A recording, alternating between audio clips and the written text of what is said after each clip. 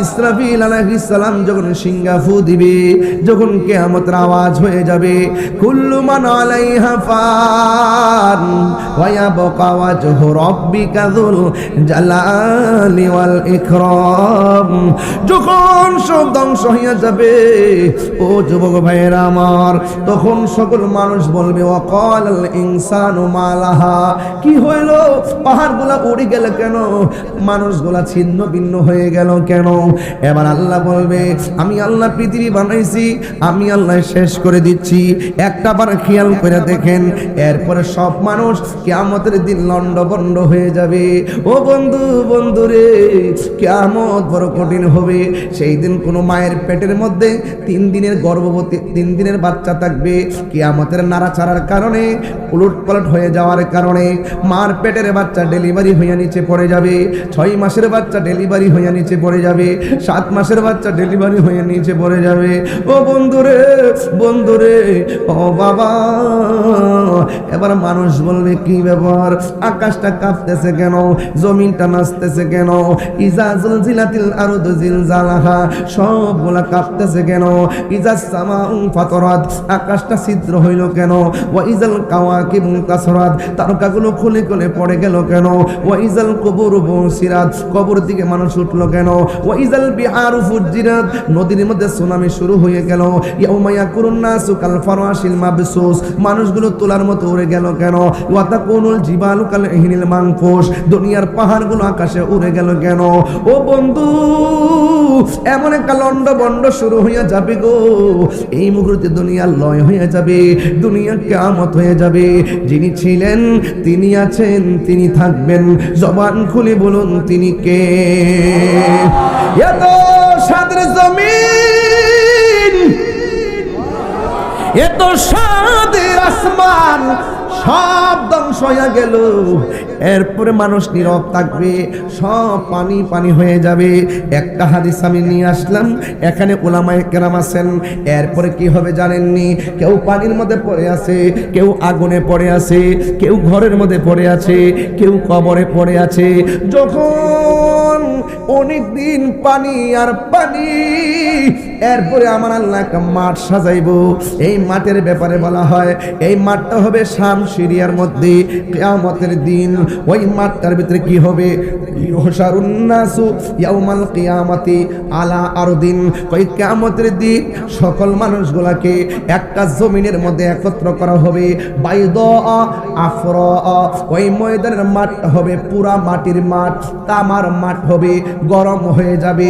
ও বন্ধুরি, কাকুর সাতিন নাকি, এমন একটা মাঠ হবে, উপরে সূর্য থাকবে, নিচে তামার মাটি, পুরা মাটি। এই মাটির মধ্যে মানুষ দাঁড়াবে, কিন্তু ওই মাঠটার মধ্যে কি থাকবে না? ওই কাকুর সাতিন নাকি, ওই মাঠের মধ্যে কোনো উদ্ভিদ থাকবে না, কোনো গাছ থাকবে না। ওই লাইসা ফিহা আলামুন লি আহাদিন, সবার সামনে সমান হবে সেই মাঠটা। ওই মাঠটা কেমন হবে? আয়েশা সিদ্দিকা রাদিয়াল্লাহু তাআলা আনহা বলেন, একদিন আমি নবীর মুখ থেকে জবান মুবারক থেকে শুনেছি, আল্লাহর হাবিব বলেছেন, ইহশারুন নাসু ইয়াউমাল কিয়ামাতি, কিয়ামতের ময়দানে সকলকে একত্র করা হবে, হুফাতান ওরাতান, তাদের পায়ের মধ্যে জুতা থাকবে না, তাদের গায়ের মধ্যে কোনো কাপড় থাকবে না, ন্যাংটা অবস্থায় ওই ময়দানে সবাই যাবে। চিৎকার মাইরা কি আল্লাহু আকবার বলা যাবে না? বন্ধু, শুধুমাত্র তাই নয়, আমার নবী বলেন, খতনাবিহীন অবস্থায় জুতা ছাড়া ল্যাংটা হইয়া মাঠের মধ্যে যাবে। এবার আয়েশা সিদ্দিকা বলে, ইয়া রাসূলুল্লাহ, আন-নিসাউ গুরুলাউ ওয়া রিজালান রিজালু জামিআ, নবী গো, নবী গো, ও মায়ার নবী, এটা কেমন মাঠ? এই মাঠে পুরুষও যাবে, এই মাঠে মহিলাও যাবে, পুরুষের গায়ে কাপড় থাকবে না, মহিলার গায়ে কাপড় থাকবে না, আওরাতের কি হবে গো? আল্লাহর হাবিব বলে, ইয়া আয়েশা, আশআল আমরু আশাদ্দু মিন আইয়ানজুরা বা'দুহুম ইলা বাদিন। ও আয়েশা, এই মাঠটা কেমন মাঠ হবে জানোনি? ও আয়েশা, আল আমরু আশাদ্দু মিন আইয়ানজুরা বা'দুহুম ইলা বাদিন। আল্লাহ রাব্বুল আলামিনের হাবিব বলেন, আয়েশা রে, তুমি আমারে বলছো উলঙ্গ অবস্থায় দেখে ফেলাবে? না রে না, দেখার সুযোগ নাই। এই মাঠটা এমন একটা মাঠ হবে রে, এই মাঠের উঠার সময় গাঁটটারে এমন করে ভাঙ্গা দেওয়া হবে, এবার সামনে অগ্রসর হবে, মাথার উপরে সূর্য থাকবে, বাতের মার যেমন করে টকবক করে পড়ে, মাথার মগজটা খোলে খোলে এমন ভাবে টকবক টকবক করে পড়বে। পুরুষ মহিলা যদিও মাঠে যাবে, একজন আরেকজনের দেখার জন্য এক সেকেন্ড কোনো সময় পাবে না, এমন একটা ময়দান হবে। এবার ওই ময়দানে যাওয়ার পরে মাথার মগজগুলো খুলে খুলে ছিটকে ছিটকে পড়ে যাবে। ও বন্ধু, ওই মাঠের মধ্যে একদিন নয়, 2 দিন নয়, 50,000 বছর মাঠে দাঁড়ায়া থাকবো। এই মাঠটা হবে পোড়া মাটির মাঠ, মাথার উপরে থাকবে সূর্য। এবার কেউ গিরা পানিতে সাঁতার কাটবে, কেউ হাঁটু পানিতে সাঁতার কাটবে, কেউ কোমর পানিতে সাঁতার কাটবে, কেউ গলা পানিতে সাঁতার কাটবে। ও বন্ধু রে, ও বাবা, ও পাড়ার বন্দর বাবা, মাসিহাতা দরবারে পাগলের দলেরা কেন তাহিরি নবী নবী করে, কেন মাসিহাতা দরবার নবীর মহব্বতের সবক দেয়? 50,000 বছর পর্যন্ত ওই মানুষগুলো দাঁড়ায় থাকবে।